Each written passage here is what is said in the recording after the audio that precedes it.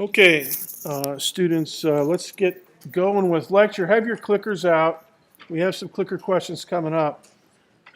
And just to remind you, you're going to need your iClicker 2 on the final exam. And the final exam is Saturday, December 10th,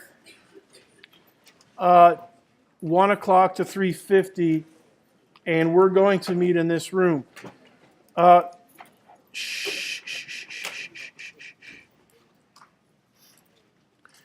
Okay, so yeah, definitely bring your iClicker. And it's going to be a big test. It's double the size of a midterm. So think about the number of clicker questions you had on midterm 3 and midterm 1, and then double that. Well, you know, double the clicker questions of midterm 1, and it'll be something like that. Double the number of questions on exam 3, and double that, and it'll be something on that order. Okay, so it's going to be, you're going to spend significant time doing that. Also, I highly suggest that you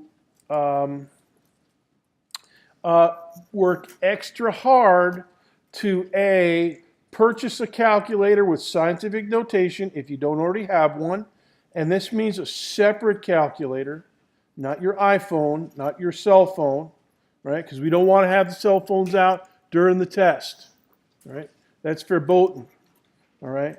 But a regular calculator, yes, but you got to know how to do it. And today we're going to be working in scientific notation out the wazoo. So take careful notes today as we go. Here's our basic outline for today. We're going to do some calculations with the de Broglie relation, lambda equals h over mv, or lambda equals h over p. And then I'm going to do, up here on the document camera to close class today, a talking PDF, and we're going to work through the ellipses in phase space and show you how those lead to quantization. Now, last time we talked about the wave properties of electrons in the hydrogen atom and how those control the quantization, the discrete nature of the spectrum of hydrogen and the spectrum of helium and the spectrum of all the other elements, whether it's a visible spectrum or infrared or ultraviolet or somewhere else. All right?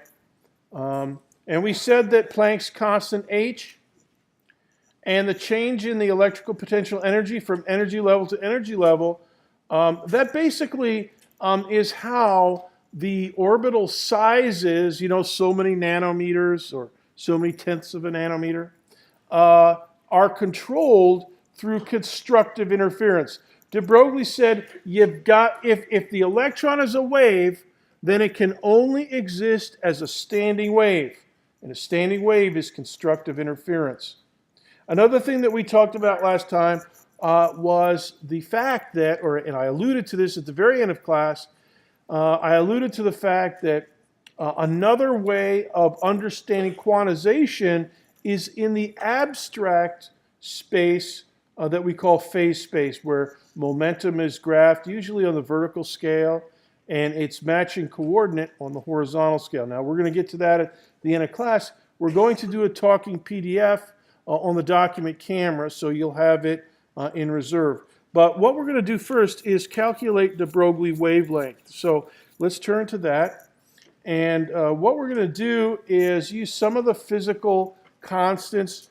And this is a PDF, a slice of a PDF from a website out in Stanford that collects all the physical constants and publishes the best values. We're going to use Planck's constant.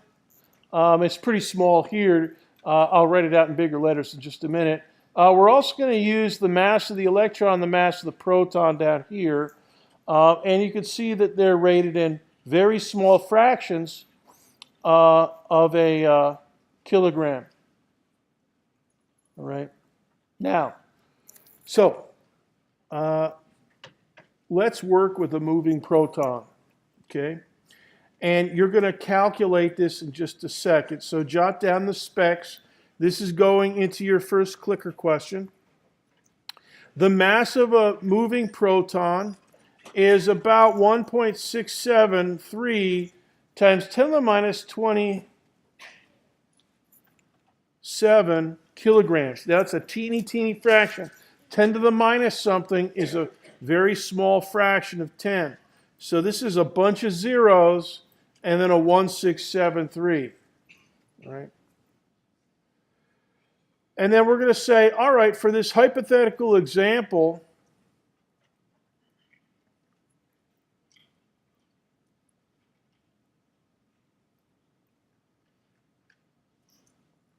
remember, when you're talking while I'm lecturing, you're disturbing the people around you, okay?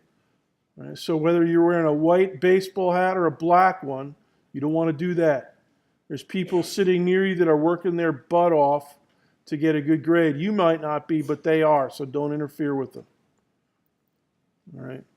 All right, so this is a typical electron. It is proton. It is relatively easy for us nowadays to get a proton by itself and accelerate it to 5% of the speed of light. Now, the speed of light is 3 times 10 to the 8 meters per second.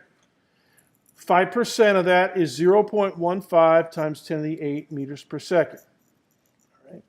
Now, we're going to compute that, and this one is actually a computation of the momentum that you can do on pencil and paper, even if your calculator is getting your mind discombobulated. So here's your question. The momentum of the proton is, you can't do it yet. Okay. Because you just took a picture of this. All right. Go ahead. Just switch to this now. Okay. Yeah, get the. It always takes a picture of what's on the screen. Really? Yeah. Okay. Yeah, that's how we know how to grade it. Got it. All right, so it started. Okay, so calculate this. Just do it on pencil and paper. Do it quick like. Multiple choice. Yeah, that's the way the iClicker software works. It starts the question, and it takes a snapshot of the screen. And it's not smart enough to know that it's supposed to take a picture of Right. Okay. of this. So it just, so it had that big folder Yeah. in view. But that's all right. We can. Use their memory and remember its speed. Yeah, because we have this for grading it. All right, what do we got? 30 seconds.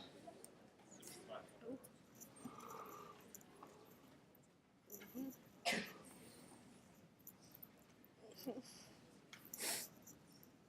20 seconds.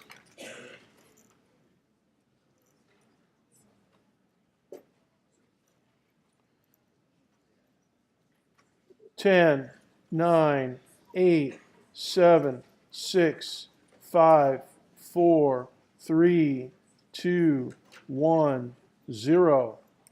Okay. Now, I see that a bunch of you voted for the correct answer.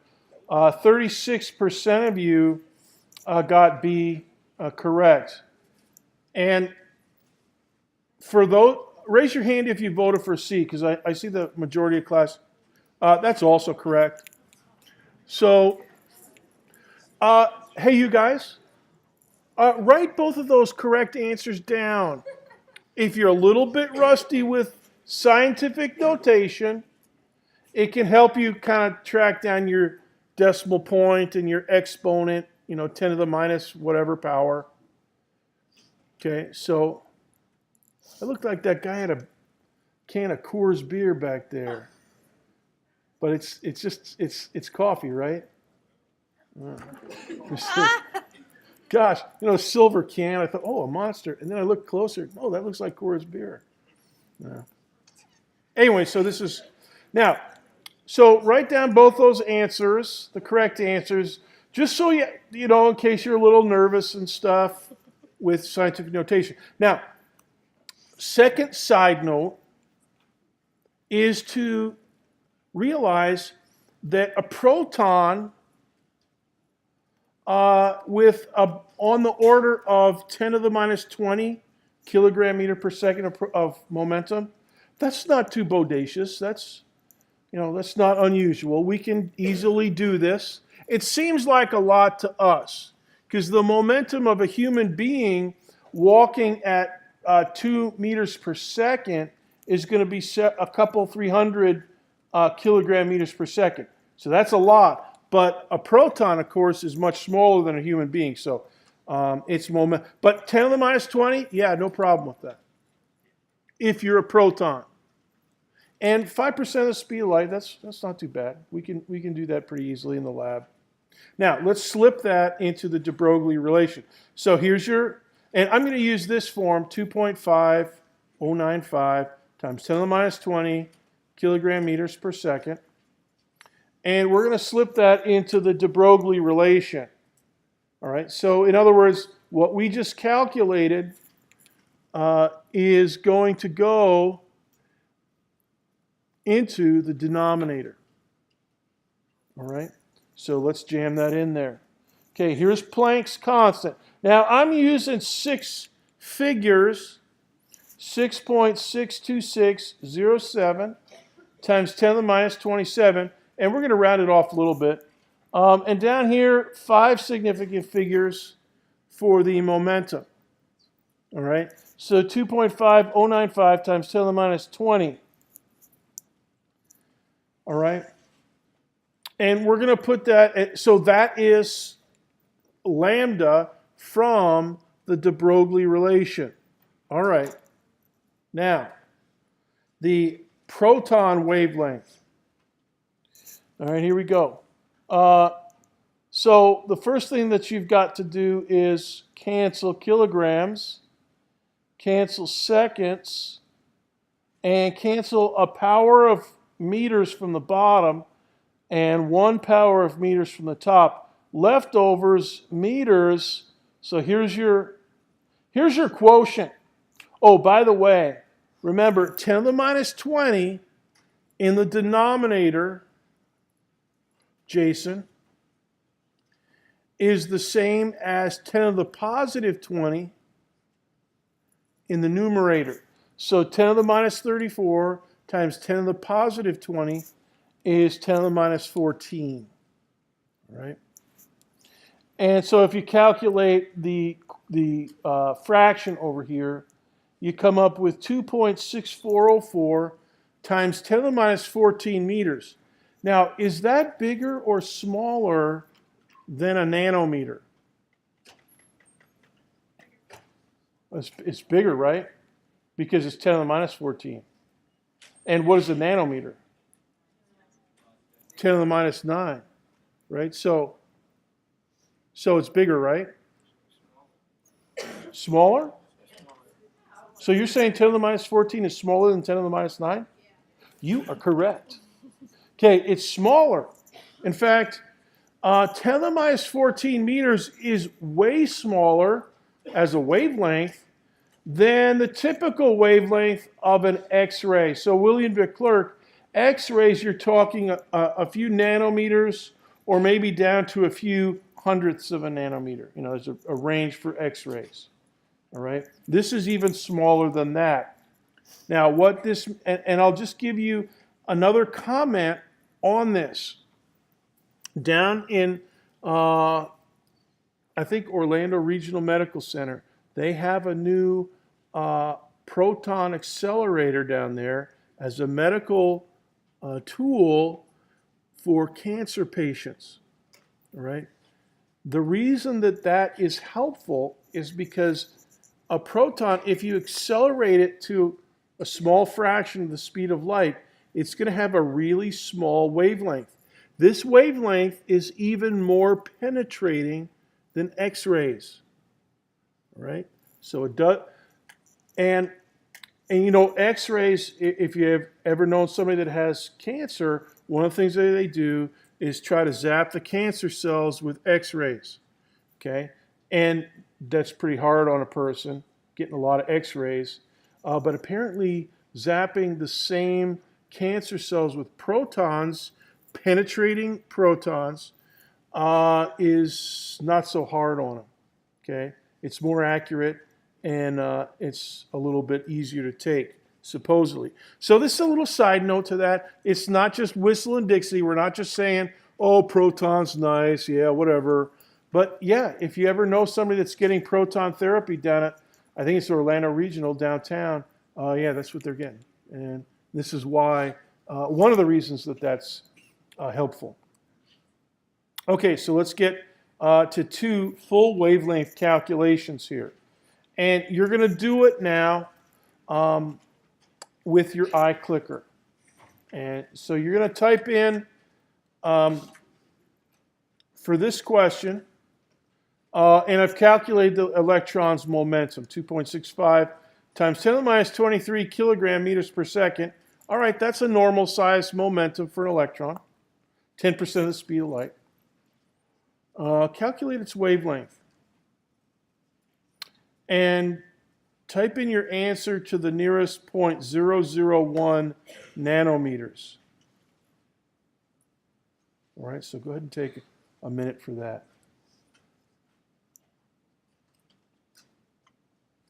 And by the way, you guys, you're going to get a number that is, it's going to be smaller than 1. So type in a 0 and then the decimal point.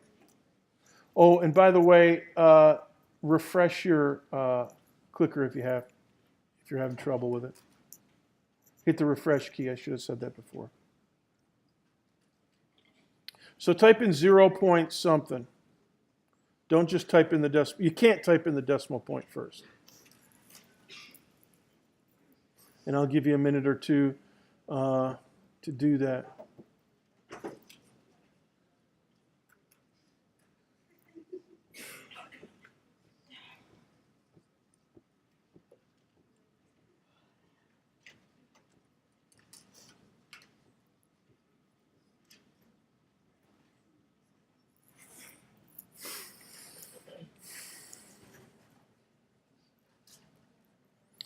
Would you guys like to dismiss early today?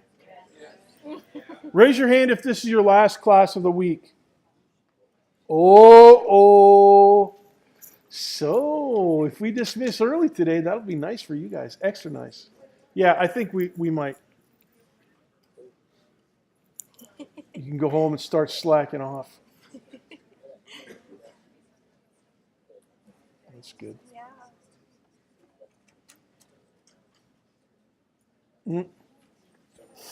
See, do your scientific notation carefully. I can see people with the wrong decimal point.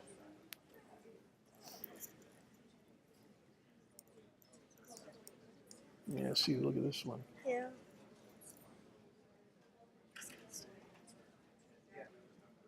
Come on. Yeah, see, look at that. Yeah, there was a 2, 6. Mm-hmm. There it is. Mm-hmm. Yeah. Right. This is definitely hard, tricky to use. Yeah.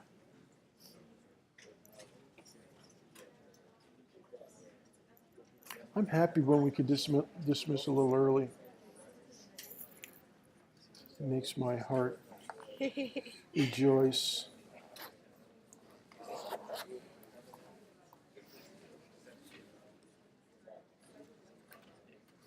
What is this? What? Look at this one. That's weird. Yeah. That's students leaving. Maybe she has something important. I guess so.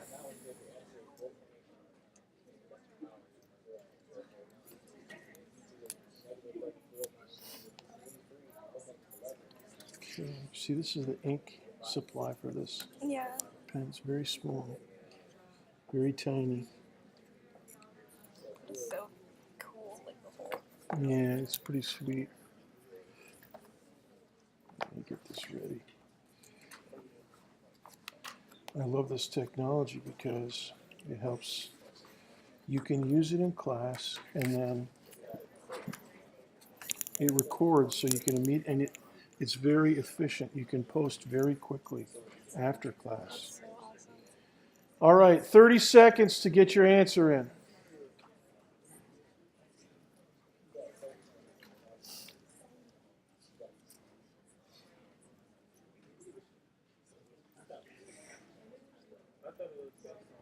15 seconds. 10, 9, 8, 7, 6, 5, 4, 3, 2, 1. Ching.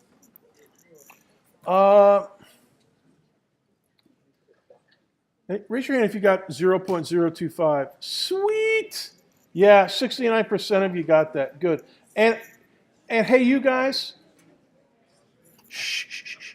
If you got 0.25, 6 of you did that. 2.501, 4 of you did that. 0.003, I don't know, that may be rounded off. You may have missed your decimal case. Let's look at some of the other ones.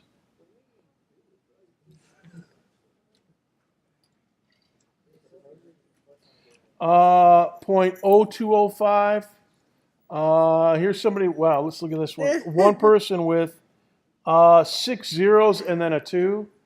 And I'm not making fun of you, but I am pointing out that what you want to do is carefully work with your decimal points and your scientific notation. So if you had a 2.5 with some zeros and a decimal point in front of it or behind it or in the middle of it, you might have messed up your decimal points. Okay, so be careful with that. Here's the calculation. Go ahead and make notes. Here's the fellas. Okay. De Broglie relation, 6.63. So I'm using 3 significant figures here for Planck's constant. 2.65 times 10 to the minus 23 kilogram meter per second in the denominator. All right, so now that 10 to the minus 23 in the denominator is the same as 10 to the regular 23 in the numerator. All right, so 10 to the minus 34 and 10 to the regular 23 are 10 to the, I don't know, minus 11, I guess. All right, now the other thing that I've done here is this is the normal units in which Planck's constant is published, joule seconds. But a lot of times it's nice to break it down into kilogram meters squared per second because then you can do some canceling, all right, and get meters.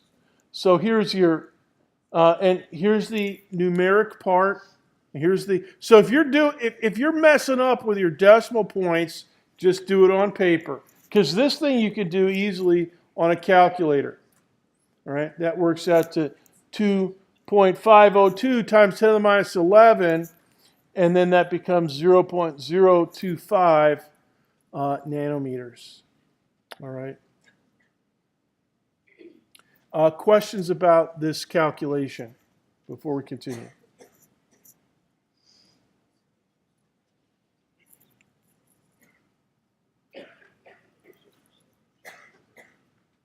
Antoinette, good?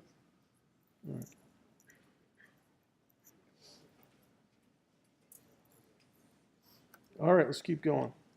Final note, 0.025 nanometers. Go ahead and write down that distance. That's your answer. That's the wavelength for this electron. This is on the order of maybe a small atom. Okay, atoms are different sizes depending on which element they are.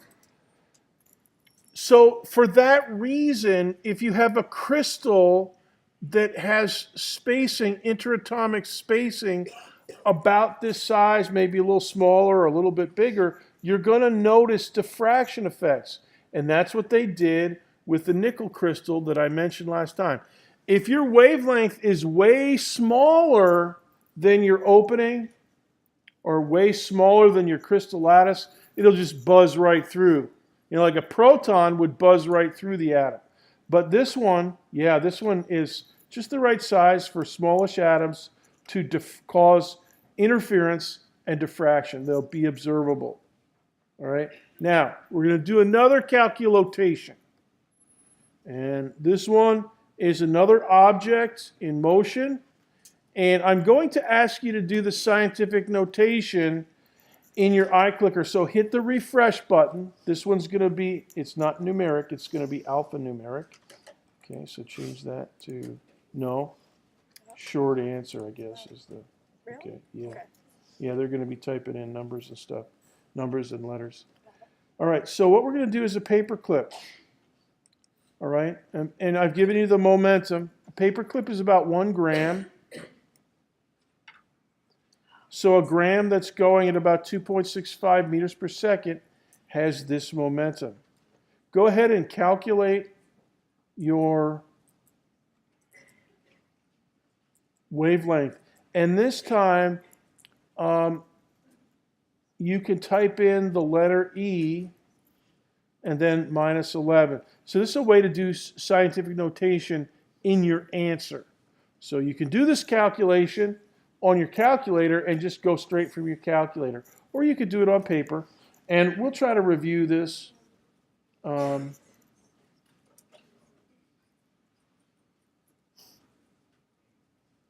I'll give you a few minutes to do this.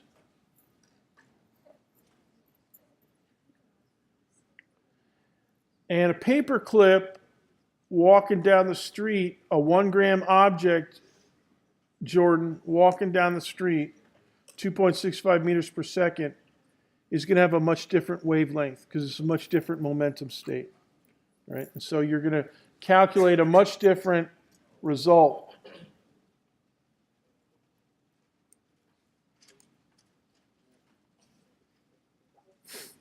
But take your time, consult with your, in fact, turn on the lights so they can, yeah, they can see that. That's good. Turn on the lights. Let's give them a few minutes for that.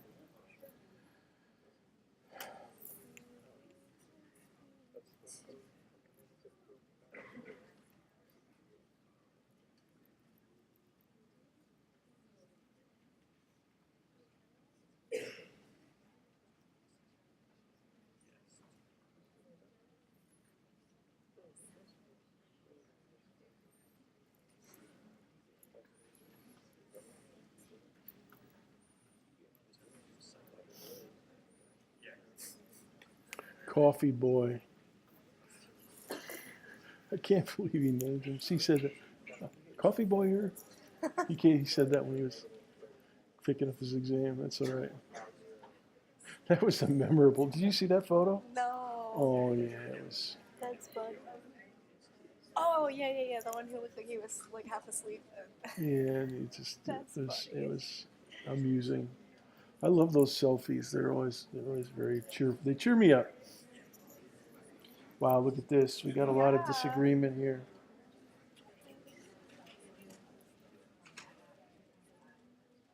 Look at that. Equals. Yeah. Oh, I saw. Hey, you guys, be careful. An equal sign is not a minus sign. I saw at least one person with a equal sign in their answer. There it is. Another one, yeah. And don't type times 10 of the, just don't type in the letter X and then 10 and then minus 31.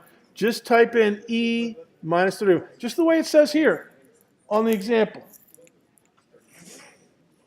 All right?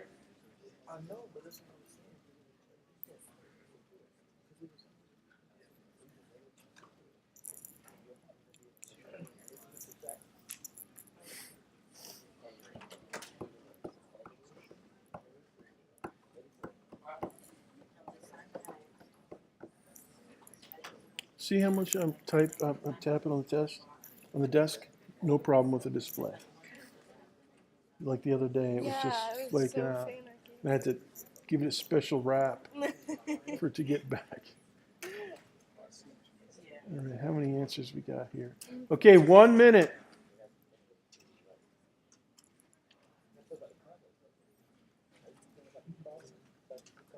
We'll give him till 5. Yeah.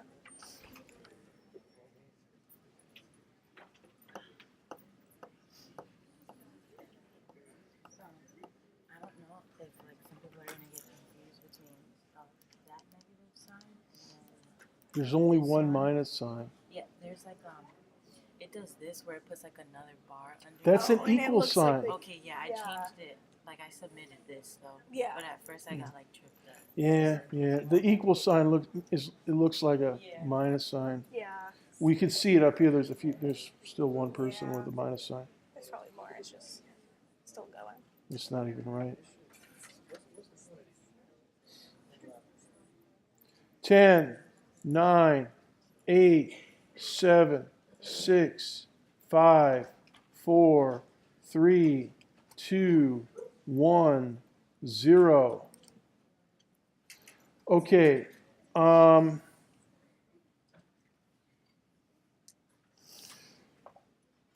We got some problems here. We're looking at I would love to show you the answers, but we can't really show them to you. There's some people with equal signs in here. Raise your hand if you got 2.50 times 10 to the minus 31.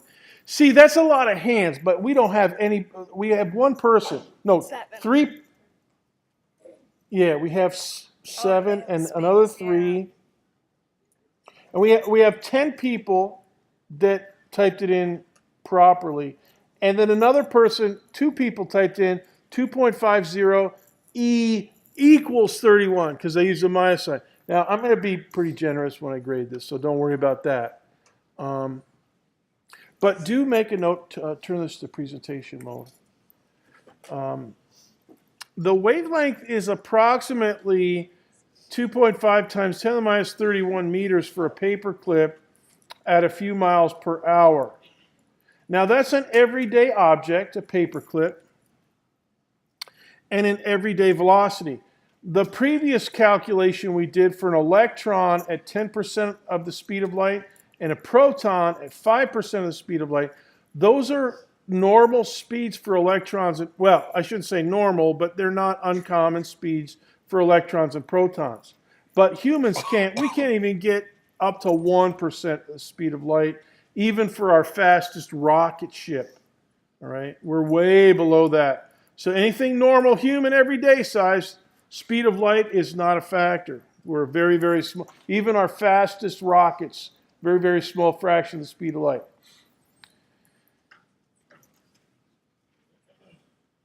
This wavelength, 10 to the minus 31, that is a trillionth. No.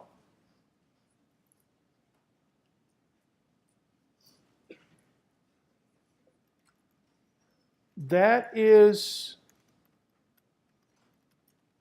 I don't even know what that is. So 31 minus 9 is 22. 10 to the 22nd power is, let's see, 1,000, million, billion, trillion, quadrillion, 5 otillion, 6. That's like a 7/10th, smaller than a 7/10th of a nanometer. Extremely small. So your side note for this, and the reason we did this calculation, Kayla, is to point out that with such a small wavelength, you will never ever see diffraction effects for something like a paper clip. Okay? Because a paper clip is of ordinary dimensions. It's a few centimeters long. Okay?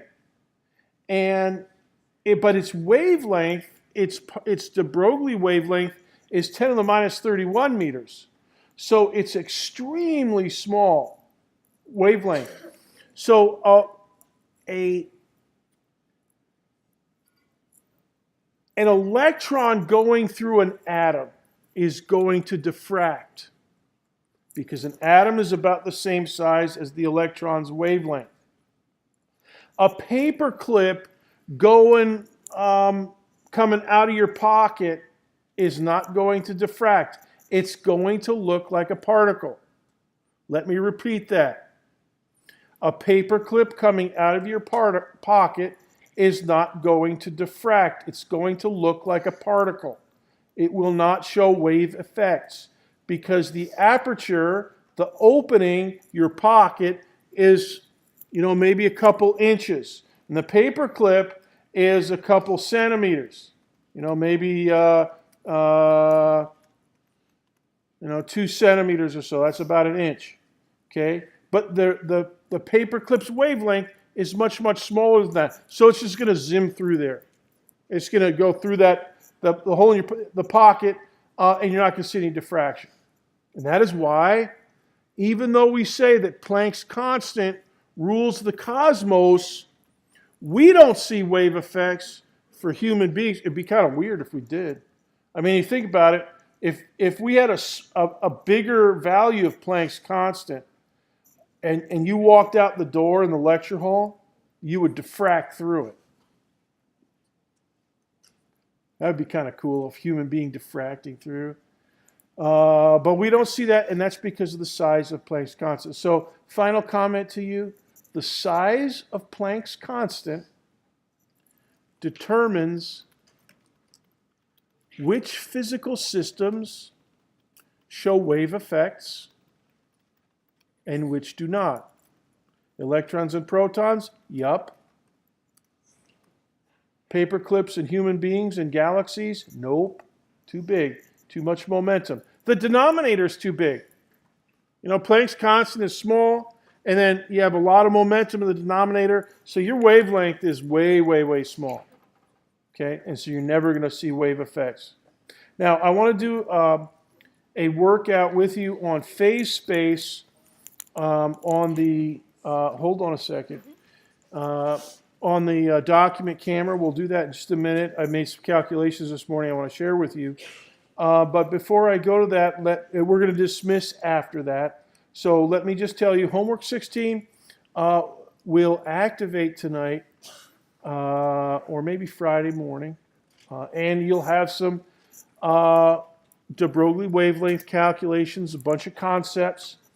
And then your reading assignment will be to read up into chapter 10 on the periodic table. All right. Now, let me pause the podcast. And now you